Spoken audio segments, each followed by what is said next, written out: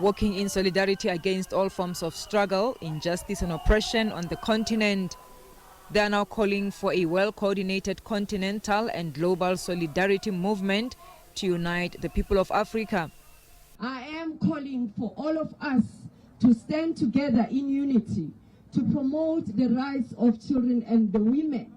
As African people, we cannot be seen to be persecutors of our own mothers, of our own sisters, of our own women. We're not running a Black Lives Matter campaign here. We're running a Black Power campaign. We're telling the governors, the local presidents that people, if you're not doing what you're supposed to do, the people are going to do on your behalf what you're supposed to do.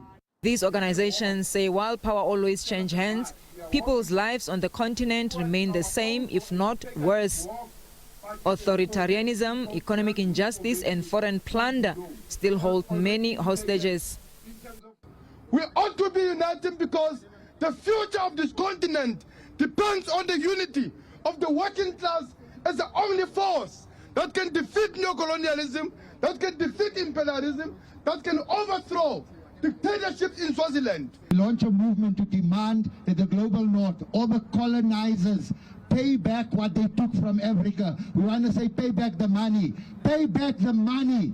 They must be able to cancel our debt we owe to the World Bank and to the IMF. In essence, we are saying that there must be an end to the last absolute monarch in Africa, an oppressive regime in Swaziland. And we're also saying that it's not just about Swaziland, but there are many struggles in the African continent. When you look at the human rights violations that are happening in Zimbabwe, the repression that is happening, in many of the African countries, we are standing up and rising up in solidarity with African countries like Sudan, some in Kenya and Uganda, to say it is one voice against the many struggles in the continent. So today's significance was really to say, as part of ensuring that we create the spaces for ourselves to engage in order to take part and be part of the Africa that we want to build going forward.